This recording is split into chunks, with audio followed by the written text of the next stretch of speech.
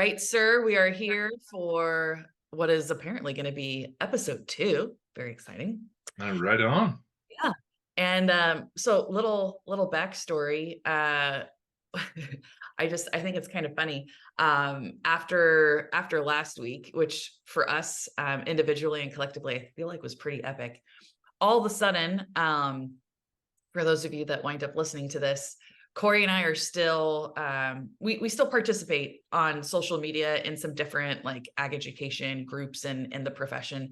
And in one such group, it's like the Christmas heavens opened up and just blessed us with this epic gift that we're bringing you today so that we can kind of break it down, deconstruct it, talk about our perspectives on some of the information shared, but basically in this collective professional social media group, they made a post about kind of an update of 2023, right, for ag education, and this is specific to California. And in the posts, there were several different graphics that were shared looking at things like gender, ethnicity, and then the really interesting slide, which I'll pull up in a second.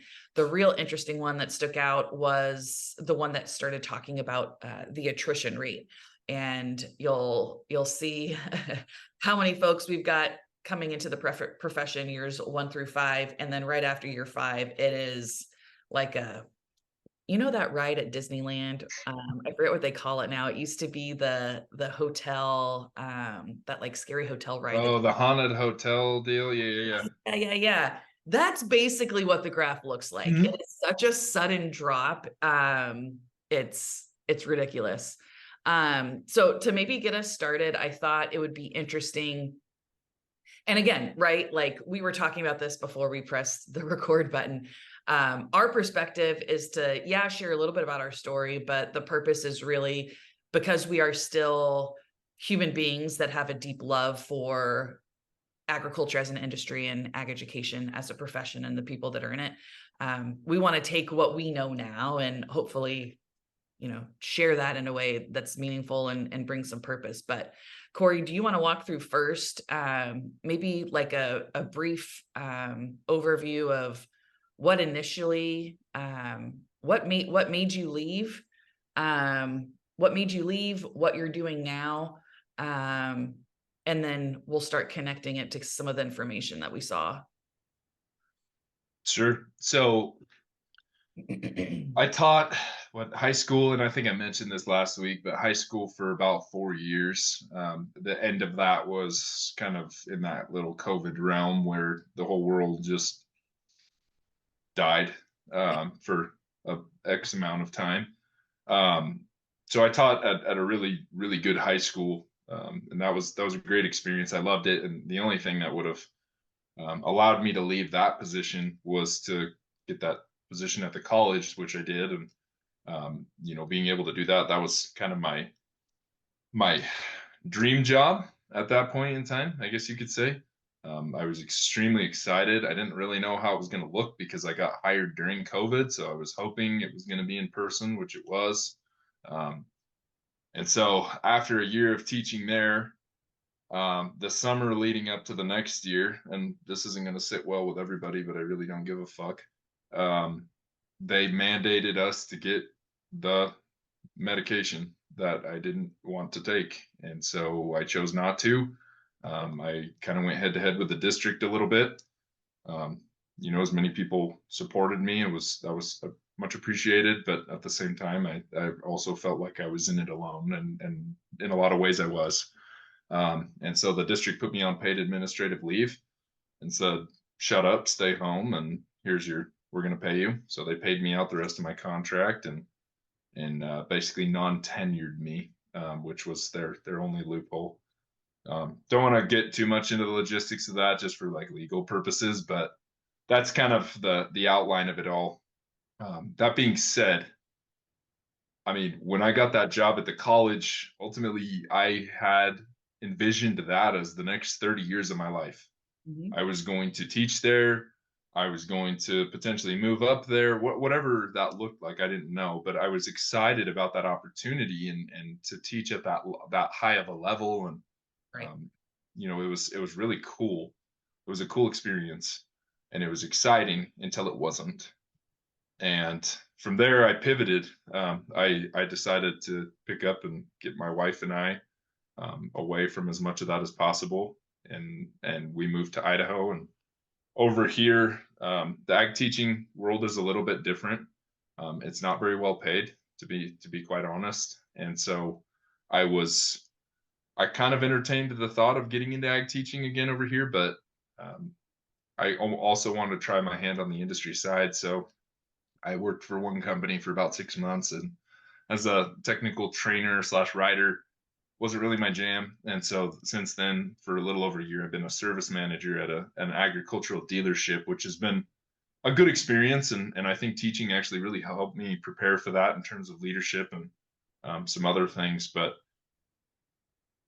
on a side note, not promoting anything here or advertising, but I also did just start my own online training company. So I'm very excited about that, and looking to see where that leads me, and excited that I have had some interest and some clients on. So that's been really cool. But yeah, this isn't an advertisement, so just disregard, right? Tell us your story, Colleen. Like, comment, and subscribe if you would like some more information. Yeah, swipe up, swipe up. Yeah, exactly, right? Yeah, so there's, which I always think is so interesting. We always have, I think, several commonalities in our stories, and then obviously some maybe turning points that are different. But initially I was one of the people that denied an interest in in teaching for as long as possible. That's a story that I share with my mom. We were both the same. So I actually worked in the industry first. I was a commodity sales associate with a big company out here in California, and yeah, moved around a whole bunch. Wound up realizing that I should have taken up a career in ag education. And so I went back and got my credential, and spent basically, depending on who you ask, 9 or 10 years teaching ag education in California.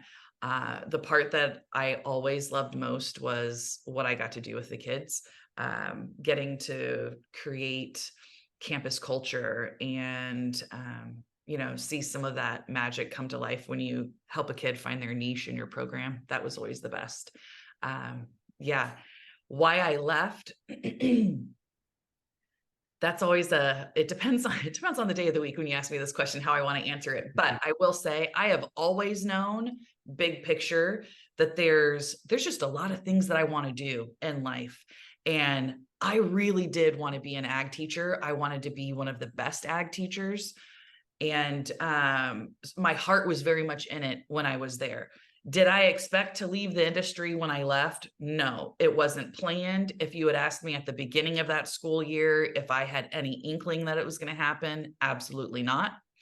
I thought I probably would have kept teaching until I was around 50-ish, so that, if I'm being straight up, so that I could hopefully achieve some very specific benchmarks of state championships and national championships.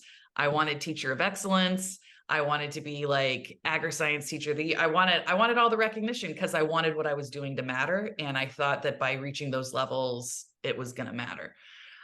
So long story short, some catalysts, I'll just call them, happened that last year that I was teaching. And I finally got to a point where it was kind of put up or shut up, the things that I needed to change in my external world were never going to change to the extent that I needed them to, so I could keep like becoming me and doing the stuff I wanted, being the kind of mom I wanted to be, living life on my terms. And so I just decided that this, like, it was going to be now. So like you, yeah, I left. And I've been doing a lot of different things in the meantime. Same thing, like no plug for what those things are. But they are health, wellness, and high performance coaching focused, which I think is just kind of ironic that we basically took the part of the industry that we love the most. And it's like we just poured, kerosene and lit it on fire, and now we're kind of turning it into a business. But yeah, that's how I got on this side of the profession. So let's see. Let me, just for the sake of clarity, let's pull up. I'm just gonna go, I'm gonna go to the Big Mac Daddy here.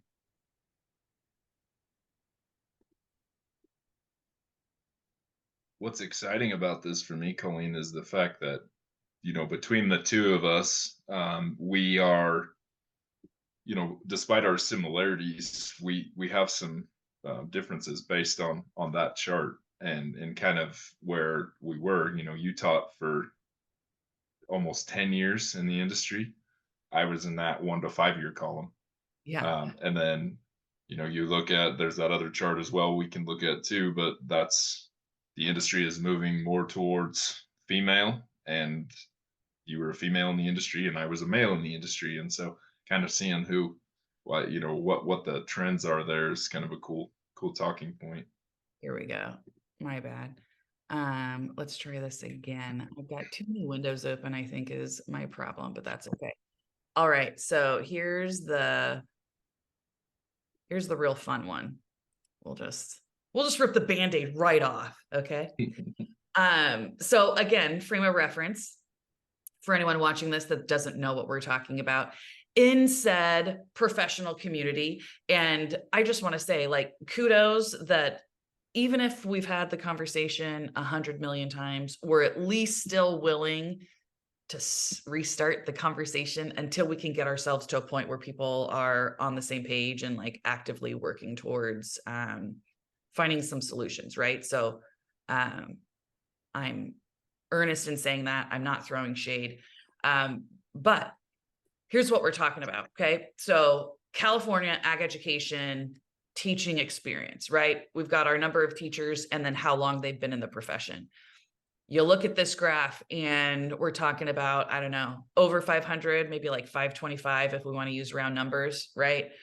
And they're in the profession for 1 to 5 years, okay? The question I think that we could start off with is why? What makes those, and it's not that all 525 like leave, right? But what makes people who are going to leave, what makes them leave after year 5 as opposed to year 17? To be honest, I think there's a lot of different things there. You and I kind of talked about this earlier, but and I feel like the industry itself did a really good job, at least kind of when I was going through whatever the induction program was, through that, the credential program, even coming out at like going to new professionals and some of these new teacher professional development meetings. I feel like they were really pushing this mentorship piece and finding a mentor in the industry and somebody who's been at it for a long time and who kind of knows their way around that you can contact at any point in time. Because to be fair, what certain colleges don't provide as good of that mentorship, I feel like, as some others. In some places you have a teacher that is like your guy and he showed you the way and all these things, and other colleges are like, all right, fly little birdie, fly. And so being able to network and understand who some of those people are in the industry to kind of help supplement and help answer any questions that you're going to have, because you're going to have a lot of questions coming out. And ultimately, I think the problem with that is if you don't have that mentor piece, then you're kind of forced to figure it out on your own. And the people who are with a little more fortitude are going to be able to push through that. And the people that are like, this is not what I signed up for, are going to struggle. They're going to struggle, and maybe to the point of like, you know what, maybe this isn't for me. And then they move on. The other thing there, and I kind of think the two go hand in hand, is a lack of identity. We talked about this earlier too, but when I was a student teacher, I made it a point to go student teach under who I heard and thought were the best in that area, or some of the best. And I wanted to learn from people that had been extremely successful for long periods of time in this industry. And so in choosing them, I was trying to set myself up to be successful. And what I found is originally I'm like, well, I'm going to be like this guy because he's my mentor and he's my, he's that hero of mine in the industry that I want to basically mimic everything he does. And, come to find out, it's like he did a lot of the ways I taught were similar to him, but not exactly because there was also some things he did that I didn't do that way. And that was okay. So I had to make it my own. I had to make my own, create my own identity as a teacher and as a coach and in the classroom, like in all aspects of this thing. So if you're trying to be somebody else, what the fuck are you going to do when you don't know what that person would do in this situation? If that makes sense. Like you hit this point, like you had mentioned earlier, Colleen, and you're, what do I do now? That person may have moved on or retired, or maybe you're just at a point where you don't have access to, you got to figure something out on the fly. It's like, well, now what do I do? And Mhm. so having that identity and establishing it, in those first 5 years, I think is a direct correlation to those teachers that make it past that mark and even further. Yeah. No, I agree with you. And I think too, some of the skill set that I've been tapping into and expanding on the last couple of years that I've not been in the industry, if I had had, if I had had the mindset, if I had had access to the types of resources that I do now while I was teaching, I would have been a completely still me, like still awesome Lawson sauce, but I would have been a completely different type of educator. And to that point, in these mentorship groups, in the conferences, in some of the workshops and like discussion panels, I wish that there was more of a focus on this point, which is probably one of the best things that I've learned recently is that your next level, like you already are your next level. It's not the next podcast you listen to, it's not the next chapter of your personal development book, it's not whatever. It's you deciding what it is that you're shooting for and then thinking about what does that level person do? How do they think? How do they make decisions? What habits do they have? And then you start doing those things in order to become it, right? Like you don't get to a certain point and then all of a sudden you're a, teacher of excellence, right? It's not this many years and then it equals this level of success. You've got to become it and do it first. And I feel like as much as there's some pillars and a foundation and some earnest trying to build mentorship in the profession, I don't think there's enough and I don't know if maybe the folks that are still in it, maybe it's not their expertise to coach or to build in that way. But we have to think about it differently. Instead of trying to become or be like someone else, like you just said, it's you deciding like what's the best you could take out of those people. And then how can you start applying that now? How can you get in the action of doing those things now? Like, what does a 10-year teacher, what kind of stuff do they do that lets them be successful in the classroom every day? You know? Maybe that's the main question though, and the thing that a lot of these younger teachers are struggling with, personal development wise, right? Is what does that look like? Nobody's ever explained that to me. Nobody's ever showed me that. Student. Well, I mean, like the credential program is it only teaches you so much, right? And then you get into student teaching, and it's kind of the real deal a little bit, but you're still kind of overshadowed by that other person. And then once you get your first full time job, I mean, it's you against you, Yeah, and yeah, literally. nobody's coming in to save you. Nobody's gonna help you out. And when that bell rings and first period starts, and you're like, "Oh shit, this just got real," like that's a mission in and of itself to overcome that, right? But being able to overcome that and also understand, the steps that are going to be needed to take, as you would say, Yeah, to get to becoming that tenure level teacher and a teacher of excellence, or a teacher who's in the CATA Hall of Fame, or whatever that looks like for you and whatever your goals are. sure. um, you have to be able to define that, and if you're not able to define that, then there's some discouragement that goes along with that. right? And I think that's where that mentor piece and that sense of identity comes in, is that 1 to 5 years is the developmental stage. And if it's going to be probably the most difficult of the years on looking at this chart. I mean, those are definitely, that's past there is our battle tested warriors, basically, is what it is. I would say the 5 to 10 year group, and you could speak more on this than I can, they have different reasons for leaving the industry than the 1 to 5 year group. And you could say the same for the 11 to 15, 16 to 20, and so on.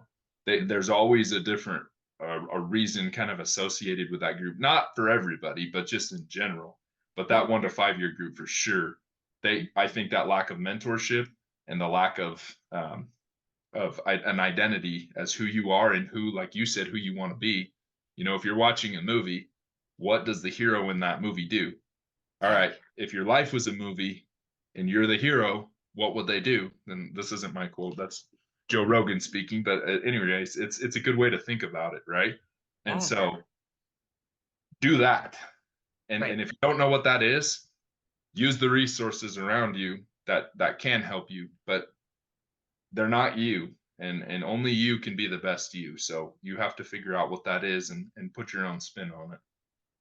And I think too, when it comes to mentorship, and I forget who I heard this from, like professional wise, but I heard it said once that when it comes to mentorship, like it really is a two-way street.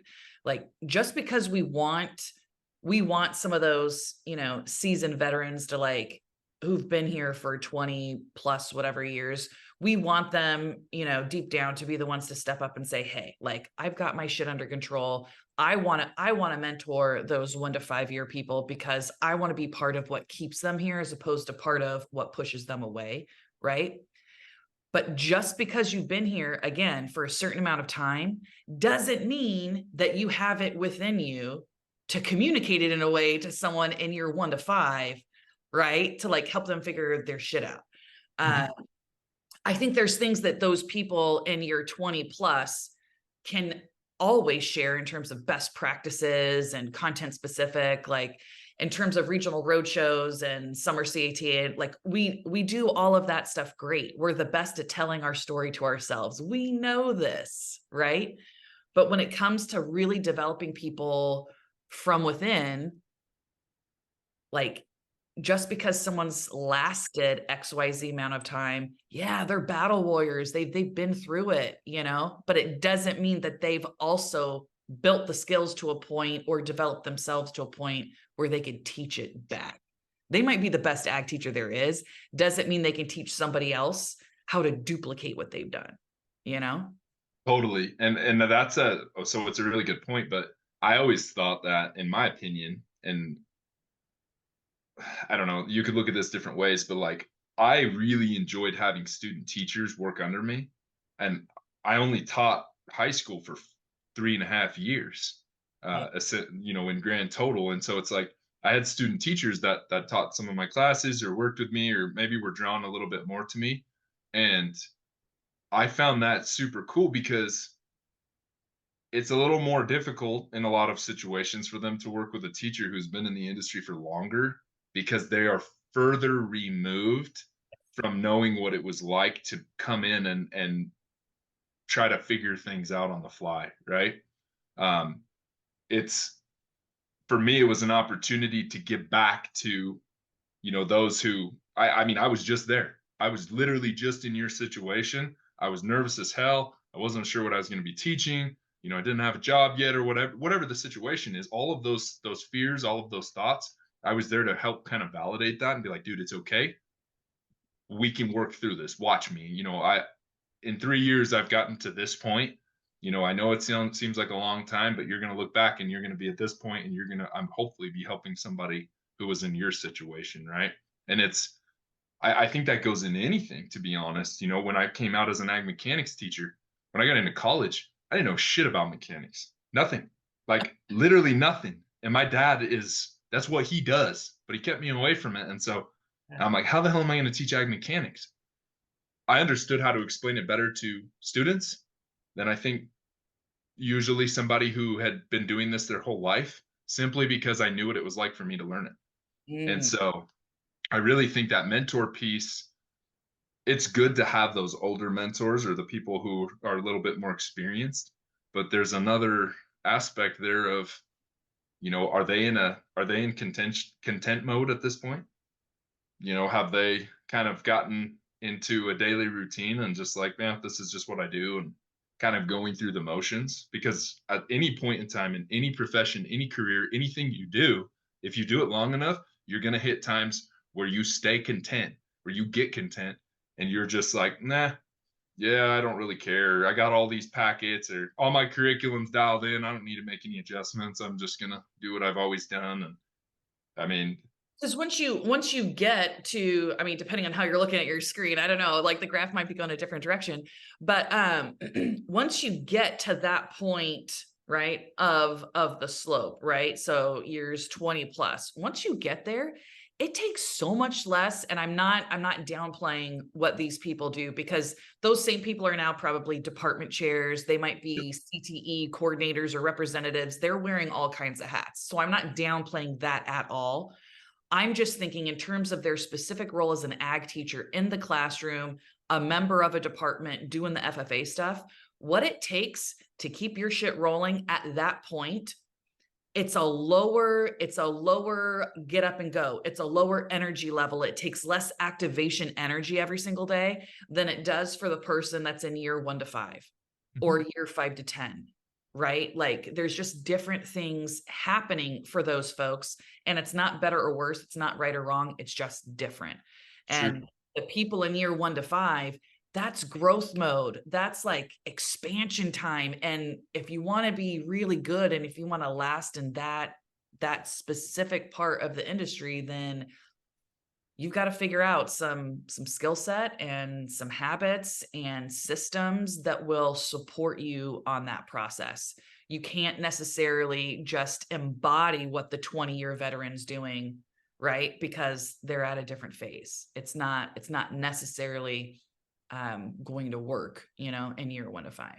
Absolutely. And I mean, I was just thinking about this. It's like, years 1 to 5 is still the new love phase. You're Oh, still excited to go to work. You're still yeah. excited to be there and change every student's life and make this impact and be this rock star, right? When does that begin to kind of fizzle off? I mean, it's seriously, it's like a relationship, the new love stage is great. You can't wait to see that person and spend time with them. And it's really easy to find ways to get along. And then all of a sudden you get into a point where you've known each other for a long time. Now, what does that look like? You have to be able to find ways to spice it up. And I can't speak on behalf of a 6, 7, 10-year, 15-year teacher because I didn't make it that far, right? For whatever reason, I didn't make it that far. And so I don't know what that looks like, but I can tell you this: by year 4, I was like, what's next? Like, I'm already at the college level. This is way cool. I love it. But what comes after this? I felt like maybe there was a lid being put on it. And so being able to kind of identify some different benchmarks throughout your career, because this is a great profession and a great career. And if this is something you want to commit to for the rest of your working life, I commend you for that. Mhm. But you have to be able to identify what those benchmarks look like and who you want to be, not only in the profession, but at home by these certain benchmarks. Because if at year 15, you're just feeling like dog shit, you don't want to go to work, you're just giving packets out to your students, mailing it in, not bringing your A game, what the hell are you doing at home? Mhm. It probably looks the same. And so being able to find ways to re-energize yourself, whether it's teaching a new class or becoming department chair or joining a committee or getting involved at the higher level like like with CATA, whatever that looks like, I feel like you just have to find ways to keep that fire burning and make you realize why you signed up for this and why you've committed to this lifestyle. Mhm. 100%. Yeah. Let's see. Should we go to another graphic? Sure. What you got next? Let's see.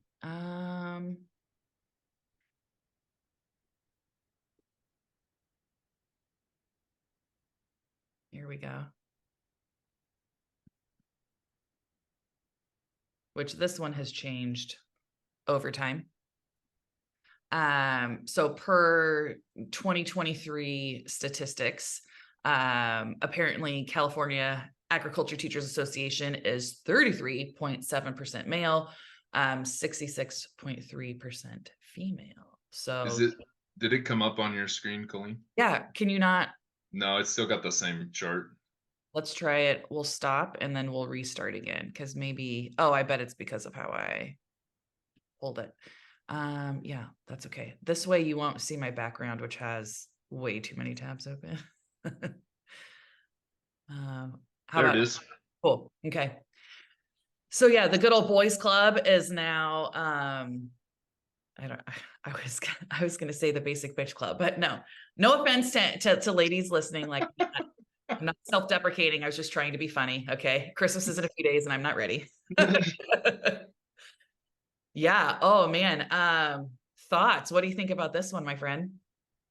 I have a lot of thoughts here, and I think that you could easily you could go a lot of different ways with this. Um, I felt like it was already kind of. I don't think it's grown that much more where there's females over males in the industry since when I was in it.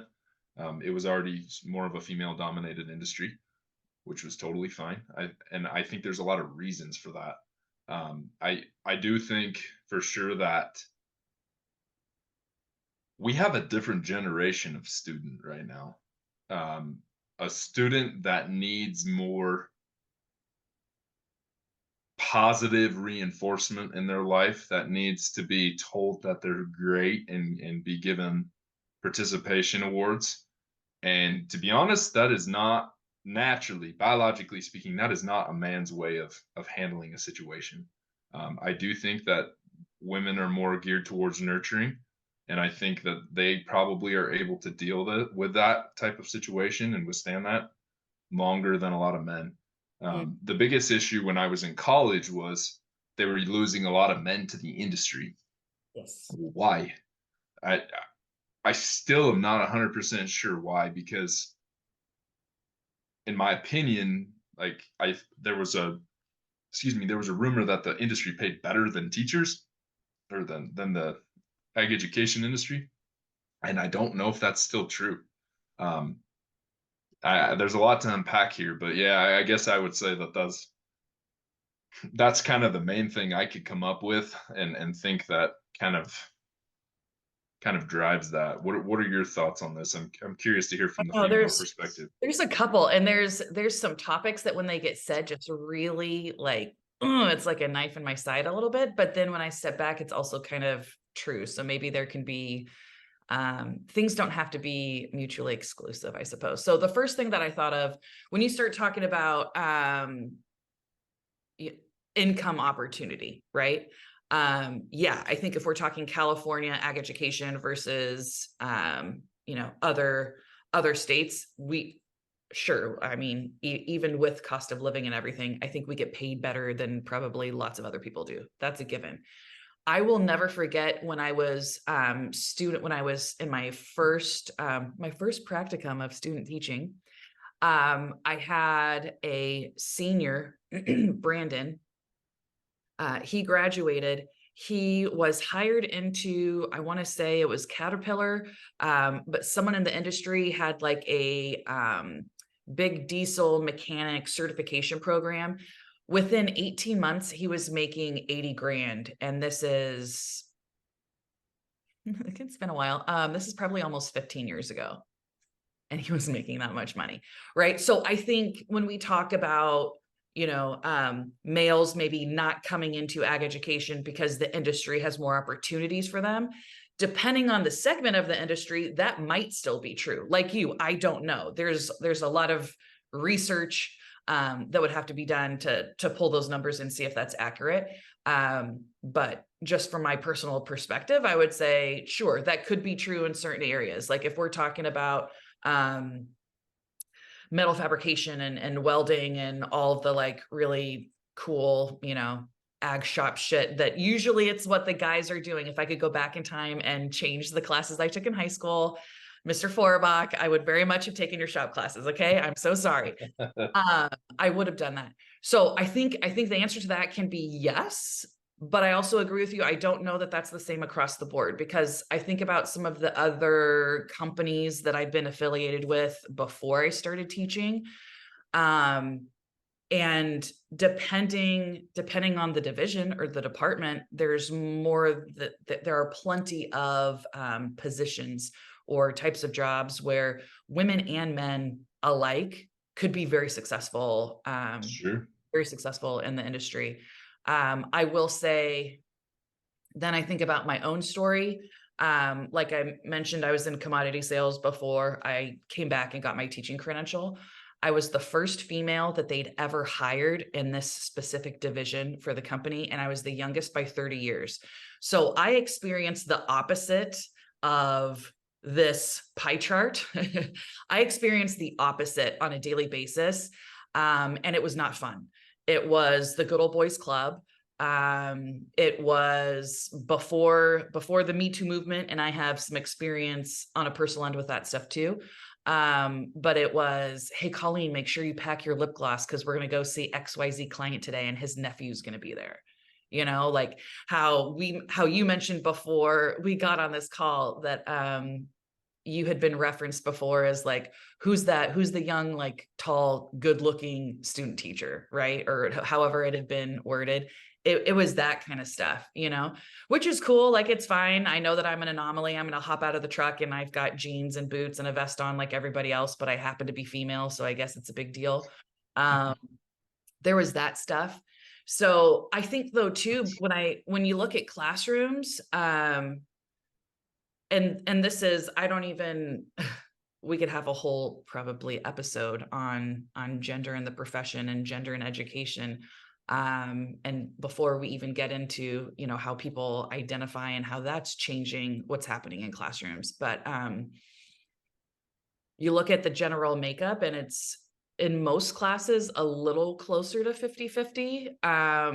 But I even think about some of the mentors that I have and people that I look up to and sources that I go to for motivation and inspiration. And yeah, I think it does. I think it does matter being able to see people that look like you, right? And so we think about male students in ag education or FFA and SAE projects and positions of leadership and influence. And I think it matters whether or not we see men in teaching roles in the profession. But then what do you do about it though? Right? Like, is income the only thing that's going to attract them to, you know, want to be in ag education? I mean, I think there's a few different ways to go with that because, you know, as you were talking, I was starting to think of some other things that I remembered now of what were some of the deterrents of a lot of men that I knew, at least, that decided not to go into the profession. And some of it was just the hoops that you had to jump through. Like, pound for pound, in my opinion, and you could like burn me at the stake for this, but women have a tendency to pay better attention to and be able to actually sit down and get shit done in terms of like schoolwork type stuff, where Hmm. men are like more, you know, hands-on kind of, that we learn different, right? And so having to jump through the hoops of the credential program of student teaching, which to my understanding has gotten more difficult since even I was in it. Yeah. Um, you have to be pretty determined, at least as a man, to go through that because there was a lot of times I'm like, what the fuck am I doing? Like, is this what it's going to be like in this profession? And the answer was no. It was just having to get through those hoops. And I think it deterred a lot of male students away. And they're like, screw this, dude. Like, I have a skill set, I have a college degree, I'm going to go work in the industry. Hmm. And I get that. I totally get that. And I understand that more so now looking back than I did, you know, beforehand. So I think that has something to do with it as well. But yeah, there's I don't know, it's a tough one, and it looks like, when you look at the actual student teacher chart, I mean, it's Oh yeah. almost entirely female. There is even less males now going to be student teaching or are currently student teaching than was before. So I find that really interesting, and I'm more interested to see as kind of the trend and see if it starts to go back the other way or if it keeps trending towards females. I mean, either way, I think it's just interesting. Yeah. And I'll just kind of rip the Band-Aid off. And this is a common question or statement. The first year that I left, my youngest daughter was she was 3. I want to say she was 3 the year that I left the classroom. And even from people in my family, even from people like in my closer, more intimate circle or sphere of influence, when people would be asking them about, oh, what's Colleen doing? And I heard she's not teaching anymore. And oh, did she just want to go home and be a mom? And it would piss me off so bad. Because here's the thing, right? And I purposely put these graphs side by side because it's just the thing that everybody, I assume, is thinking or saying per some of the comments that I saw on that thread. If we look at number of teachers leaving in that year 1 to 5, and the fact of the matter that the majority now of the profession happens to be female, are they leaving so that they can, go home and have babies, or they have babies and no one's letting them like do the mom thing? Like, we'll just talk about it for a second. And you can participate in this too, because usually my favorite little friend is sitting there on your lap while we're having conversations, So again, and here's the thing, we've got a group of like 525 people that are currently in year 1 to 5 in ag education, right? I've got my own personal story. That doesn't mean that my opinion about this right here is going to resonate with every single person, right? So there's some generalizations we can draw, yes, but it doesn't mean that every single person's going to fit in with that either. So here's what my answer would be. Yes, we have stories of some of those same, war veterans that have been in the industry 20 plus whatever years. And I would hear it all the time when I was pregnant or like newly postpartum. Like someone would tell me a story about XYZ ag teacher. She changed her baby's diapers on the hay bales at county fair and brought them to XYZ. Cool beans, dude. That's awesome.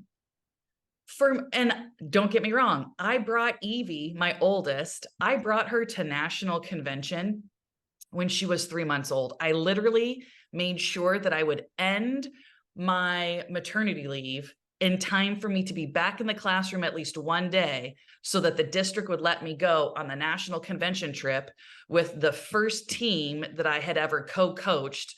And we had the state champion ag sales team. And yes, after everything that I had done, and it wasn't me by myself, I had a teaching partner that we had helped that coach that team together. After everything that I had done on my end, though, bet your ass I was going to be at that national convention. I wanted to be in the freaking pictures. Yes, I wanted to be part of that experience. I fucking earned that.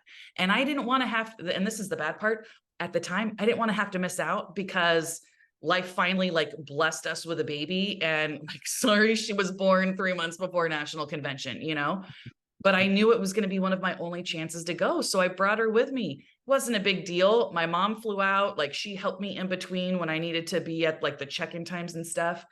But then I started going through pictures and I noticed how many FFA meetings my kids were at. I would be doing the advisors part of opening closing with Evie in one of those little carriers, like on my chest. When Georgia was 7 weeks old, I wore her to one of our Central Region road shows. It was one of the first times that I facilitated professional development for other educators. I wore her during my presentation, and it wasn't until the second round that one of the student teachers realized there was a real baby in there, and it wasn't just like a prop or like a costume.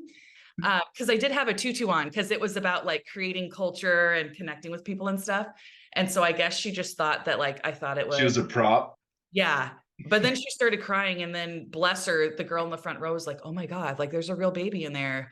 And so then I had some, I felt torn because I was complimented for bringing her with me and like still doing the thing that I wanted to do. And no one forced me. I wanted to be there. But then there was also a part of me that felt like I felt like I couldn't have the maternity leave that I really wanted because I was the FFA advisor, because I'm Awesome Lawson and there's a bunch of stuff that I did for my department. And when I wasn't there, um, I had pneumonia one year, 2 days before my birthday, and I sat on a bucket, an upside down bucket at the FFA meeting so that I would still be there because I was the person in charge of the officer team. So if we're going to look at it and talk about 1 to 5 years, mostly female ag teachers, people want to go have babies. Yeah, maybe some of them do, right?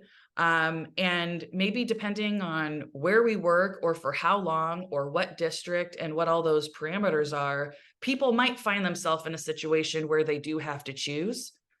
I think what's brought you and I together here is how can we start having some different conversations so people don't have to choose anymore? And not from a like, oh, Colleen's getting like frou-frou, like rah-rah, touchy-feely, like the world's amazing, you can have everything you want. If you're willing to work for it, why the F not? Why not? And no, I didn't leave so that I could just be a better mom, but I will tell you, I'm 10 times the mom, wife, me that I was than when I was in the classroom. And it's not the classroom's fault, it's not the profession's fault, but there's some stuff that I'm doing differently that had I been doing it then while I was in the classroom, it would have been a whole different ballgame. Absolutely. I think there's a question that hangs over everybody's head as to how committed they are. Mhm. And to be honest, committing to something and putting forth that effort and being, you know, uh intense about it, right? Or passionate about it is really a great thing. Don't I'm not here to take that away from anybody. I'm here to encourage that. And especially within this industry, the issue is, and to your point, and I saw this a lot with whether it was people that I went to school with or people that I just saw in the industry, especially females who come out with their hair on fire and they're like trying to coach as many teams as they can. They're trying to kick ass, take names, be whether it be like run kids for proficiencies or star degrees or whatever that looks like, right?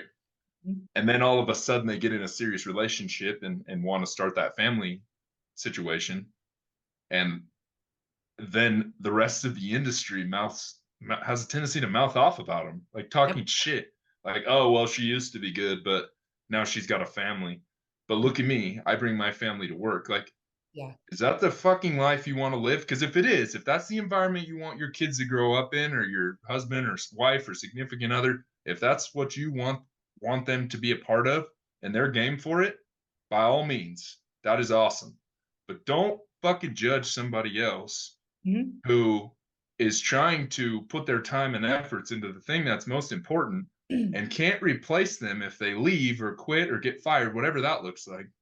Don't fucking judge them for trying to do a better job in the family situation, because at the end of the day they can go to a different school and you're going to replace them anyways, but Oh, their husband, wife, significant other, their kids, they can't replace that person. And so if their relationship with their spouse or relationship with their kids is suffering from that, then it's completely understandable why they're getting out of the industry. I remember telling my wife when we were dating, I'm like, if this industry begins to take too much of my time, or I'm not able to draw that kind of finite line, then I'm going to do something different. And for me, the collegiate level was actually more conducive to the family element anyways. Like there's just more time with that. And that was a big reason of me wanting to move to that level. But at the end of the day, like you got to figure out what your priorities are. And if you want to be remembered and leave your legacy, we talked about this last week. If you Yep. want to be remembered and leave your legacy in this profession, that's great. But what, be careful what you're committing to, because on the back end, who's suffering? Mm-hmm. Whose life are you affecting directly by your decisions? Yep. And your own life is going to be affected by that. And if you're willing to pay that price, Mm-hmm. or and look at, kind of weigh that and see what it looks like, Mm-hmm. by all means. Yeah. But be observant and be yourself, and don't give a shit what anybody else is saying about you. You do you, you make it happen for you, and it's your life. And as far as I know, you only get one of them. So do the best you can with what you have, and realize who it's for. Oh yeah. God. The things that I would have accomplished if I had that mindset like 10 years I ago, hear you. 15 years ago. Oh my I Lord. hear you. Yeah. Oh, God. I know we don't want to go too long. There's a couple other graphics that I thought I would share just to see what we want to, what, if anything, we want to say about it. One of the last two is this one: first year ag teachers, 122 this year. And the graphic is showing the breakdown between how many of those 122 people have a traditional credential, gone through, that laborious process that you shared, alternative credentials, and then interns, which, depending on who you are, I wish and I think was I technically an intern? I don't know if I was when I was at Elk Grove with that one section towards the end, but for the most part, I feel like the average person coming out probably has no business being an intern. But there's only 12% represented there, so that's probably a non-issue. But having gone from classroom to industry, I went from industry to classroom. What are your thoughts on how people get there? Do you think, I guess, what are your thoughts on how they get there? Do you think it matters, whether it's the right person or not? And then the follow-up question might be, based on that other graphic that really caught our attention of when people are leaving, right? That attrition rate. Do you think that how they become an ag teacher has anything to do with when or if they leave? Absolutely. I think that, again, to my point earlier, the traditional credential route, specifically for obviously the 1 to 5 year teachers who are just kind of coming out of that, between student teaching, I mean, most colleges, and I'm not sure how every college runs their credential program per se, but like you're already a year in to teaching in a way, and being committed to this industry before you're even considered a year one teacher. And True. so while jumping through all these other hoops to get your credential, so in my opinion, I think there's probably already a sense of like, what am I getting into? Right. So I'm not surprised that that number is going way down, because the university professors will explain to you, and that's their job, right? But they're explaining to you, why getting your credential is the way to go, or just getting a traditional credential, excuse me, is the way to go. And I get it. And I really do feel like I was probably more prepared than somebody who went through and had a CTE credential. I think that probably there's some other steps and things that they need to, that are a little bit more of a process for them to get to, which is fine. No shade there. But Oh, yeah. I think I think that you're going to see more of that, especially from the male end, because again, the guys don't want to jump through all these fucking hoops and just to get into this industry. And then they're like, I mean, is this what I even really want to do? I Yeah. think that's another factor too, is I mean, once you get there, you're like, okay, well, is this where I Well, see myself in 10 years? because on top of it, I remember being at the point where, so you find, like, you get through the credential program, but then we need a whole episode to talk about shitza. Okay. Like, oh my God. I just wanted to get to a point where I was getting to be a teacher without having to do this BS busy work that I have done 10 times over. It was Yep. the types of assignments that I had in some of my undergrad and credential ag ed classes, the same type of stuff that I was having to do through BITSA. Like, how many times do you need me to show you that I know how to like take attendance, or I know how to run a report and find out who my non-English speaking students are? Like, Right. sorry. No, in that, I mean, I could blow up for about 20 minutes on that whole situation because of the don't fucking tell me how to teach. Like, I will learn that as I go. There's different ideas and strategies, and the credential program was great for that, especially through student teaching, which in my job or in my experience is on the job training. Like that's what it is. But Yeah. it's a little lighter. It's more like an internship, right? And you're committing to this process, and that's great. But then to your point, that whole uh, induction program stuff, and I think the CATA one was much better. That's what I had the option to do.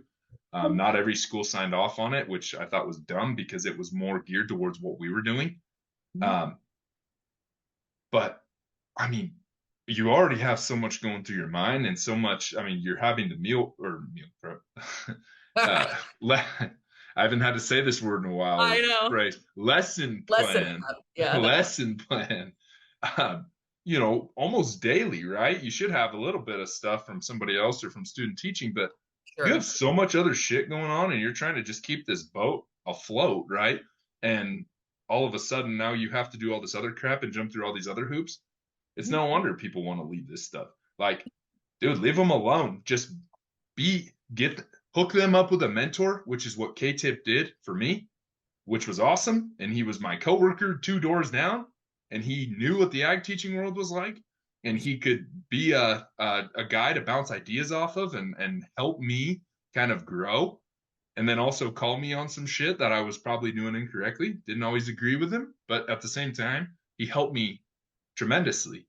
Where you hook me up with some freaking PE teacher who's teaches 6th grade PE at a middle school and like or an elementary school and like what Yeah. do they know about ag teaching? And no offense to them, it's not their Putting fault. in more time than those people on their busiest week. Exactly. Yeah. Exactly. And that's the thing. And again, not throwing shade at them, but they just don't understand our industry and what we're doing or how to help us kind of thing, right? I believe there's an aspect of that where you can kind of think outside the box and get some different ideas, but in the end, like they can't help an ag teacher make those strides. They're creating more work for that person, and they don't understand the workload that they're already being asked to complete. Right. I'm with you. God, here's this one, Corey. Yeah, so we've been talking about gender a lot. This one, man, I mean, it's pretty self-explanatory. But and I think so this isn't necessarily student teacher specific. This is back to, I think, the rest of the profession. But the kind of racial breakdown of educators, right? Right. Is that the one you have up, Colleen? Yeah, can you see it or no? No, it's kind of like half of that one before it's That's showing. so stupid. Okay, let's I go. know, Zoom was goofy. My bad. You're I good. was like, if I just share my desktop, it'll let me switch what I want to look at. Can you see it now? Mm-hmm. Cool. Okay. So 85% white, 12% Hispanic, 0.5% Black, not quite a full percent Asian, 1.6 American Indian. Again, probably could have an entire episode about just this. But when I think back to the classrooms that I had, and granted, I was in the same place for 8 of my 10 years, but classrooms meaning like the students that came in, this probably, I mean, this actually probably represents my student breakdown. And I was in, well, it's not a secret where I taught. I taught at Elk Grove High School, right? This is fairly representative of our program during the time that I was there. Predominantly white. I mean, to the point where I can probably remember specific student faces, you know, based on their you know, ethnicity and whatnot, which I don't know. I think it goes back to an earlier statement that I made where it matters who's in there. It matters the leader that's in the front of the classroom. I think it means something. I think it means something for male students to get to see male leaders and influencers, you know, stepping up and making a difference. As a female student, I mean, I look to both. That was probably because of my upbringing more than anything, but you know, the women that I looked up to that had the greatest impact on my time in ag education, they very much shaped probably how I mom. They shaped the way that I chose to be a teacher in the classroom. 100%.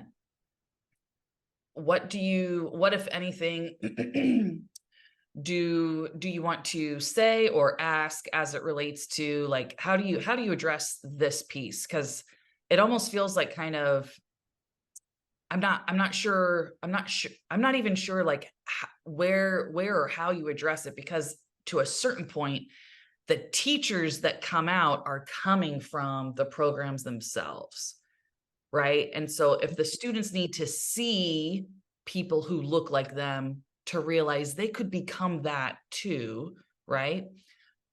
Like, but then if most of our educators are in this dark blue part of the pie chart, how do we attract more of those students that don't look like us and prove to them that there's a niche here for them, there's a place here for them, like everybody in the blue and gold, so that they can just at least get, you know what I'm saying? Like, it Yeah. feels like I don't know, like a self-fulfilling prophecy, but in a negative way.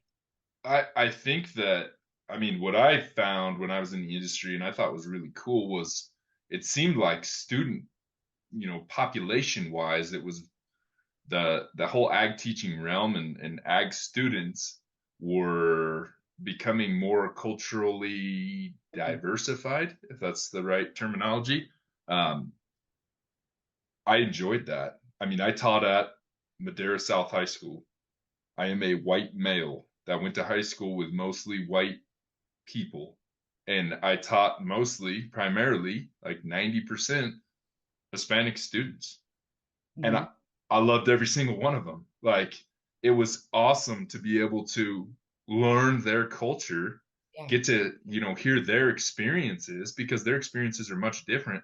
And in a lot of ways, it was almost like a little bit of a challenge to garner their respect, Mhm. because and I don't know if it was an ethnic barrier or what, but being able to become a resource and maybe some guidance for some of those students and somebody that they could trust, right, was awesome. Because at the end of the day, like, the numbers on this whole ethnic racial group is just in my opinion, a way for some of these larger government run entities to kind of sling weenie a little bit. Like, oh, look at the numbers here. We're primarily white. Like, who gives a fuck? Who are you as a person? Are you a good person? Do you show up and try to do the right thing? Yeah. Like, do you care about all students and not just the white ones or the brown ones, or you know what I mean? Like, Yeah. and that goes for anything. You're gonna have to work with people that are a different color than you. At the end of the day, does it really matter? Are Mhm. they good people? Are they people you would trust to protect your family in your absence? And if the answer is yes, then great. Yeah. But at the end of the day, I mean, at the college, they put such an emphasis in the student racial or ethnicity. Like, well, you only have this many black students in your program. Like, look at industry standards. Does Right. it matter? But if an African American student wanted to sign up for our program, guess what? They'd be welcomed in with open arms. There's just not a lot of African American students in the Central Valley of California that are working as diesel technicians. Straight up. It just is what it is. And so I think they put a lot of weight into this racial piece. And to be honest, I find it just kind of useless because at the end of the day, who are you as a person? Are you trying to help all students as an educator when you get into this industry? And Mhm. this to me just creates more divide than anything. And I'm it's it's kind of a sensitive subject for me. Sure, for sure. Well, and this could be something too that as the conversations evolve, at the end of the day, like I identify as a I was gonna say single white, not single, right? But I'm a white female and I'm married to my husband Jeff, right? That's who I am. That's part of my story. It's not even the most exciting part, right? But at some point we can start inviting like other leaders to come on and share that can from a personal perspective say, hey, like as someone who's not white or not straight or not whatever, here's what it looked like, felt like, whatever, as I was going through the program. I think the last, and I don't know if it'll let me do it this way. Um, the very last one, total student teachers in 2023, 18% male, not quite 82% female. So thinking back to current educators that are actively teaching, that are past the student teaching point, right? We had like 66% female or something. So the incoming group is even more female than what we already have, is what I'm getting out of this graphic. Yeah, and we kind of alluded to it earlier, but I'm curious to see how that changes, and if the universities and some of these programs decide to adjust and to adapt Yeah. to more so accommodate for what the male needs are getting into the industry, because I really feel like again that I mean, well, it wasn't that long ago, maybe 30 years ago, where there was almost no female ag teachers in the industry. And I actually worked with a female who kind of grew up in that realm and one of the most special people. She's freaking amazing. But asking her about it, she was like, dude, it was rough. Like the men already had these expectations for each other and their expectation for a female in this industry that was dominated by men was like It's gnarly. it was crazy, right? And so she grew up in the old way, and so she kind of had the old mentality, right, where she was a gamer and she was committed to this industry and at a really high level, and she was very successful and somebody that I really appreciated. But the tides have completely flipped Yeah. in that regard, and I'm just curious to see what again the universities and the credential programs and stuff like that do to kind of shift the numbers maybe the other way. Or I mean, I don't think I'm indifferent on, I guess, if it's females or males Yeah. teachers. Again, are you good at what you do? Are you Yeah. committed to the craft? Are you going to be able to hang with in this industry for longer than myself or someone else did? um, that's kind of the questions I have more so than what it is. No, I'm with you. Um, I guess to start sharing some final thoughts and bringing this full circle. Anything that we haven't covered, any questions that weren't asked, as you think about this post this week, and hopefully conversations that are going to be coming for the new year. Like if I guess since that's kind of fun. We are like the fly on the wall in this sense because we're still in some of those groups. Uh, Yep. if people like watch this, listen to this, and we could in any way like influence the direction of the conversation, what questions would you like asked, or where would you like to see the conversation go? In terms of like, Like how, because I think the big thing is like we're looking at all this data, right? But what it really comes down to is more people are leaving than we want to leave. Why are they really leaving? And there's a few people that bit the bullet and said, hey, I left after year 5. Here's why I left. There's a sure, couple people that did that in the chat, right? yep. There's way more people, obviously, that are leaving than those 1 or 2 that were willing to share, their reasons. I so my thoughts on that would be more, not more questions, more kind of solutions, right? And based on, yeah, we are familiar with the ag teaching world because we're not really that far removed from it, and we both had some time and did some years in that. But ultimately, the goal of this YouTube channel and this experience for people is to help them find ways to be the best version of themselves, no matter what they're doing. Yeah. But specifically to ag teachers who I think struggle with that more so because of the demand of the industry. I would say, focus on what that person you want to be looks like, whether it's a teacher in the profession or you as a person. I would say probably focus on both and look at yourself as that hero, that person that lives inside of you that you don't know how to get to yet, and see what it's going to take for you to get from who you are now to there, Yeah. and identify who you are, who you want to be, and go be it. Go do it, as you mentioned earlier. And if it's in this industry, great. If it's not in this industry, you and I are the best, probably, people to understand that. Like, life will go on, but do what makes you happy and be the best that you can be no matter what you are, Yep. regardless of color, gender, whatever the fuck it is. Just go be the best you and live your purpose. But remember that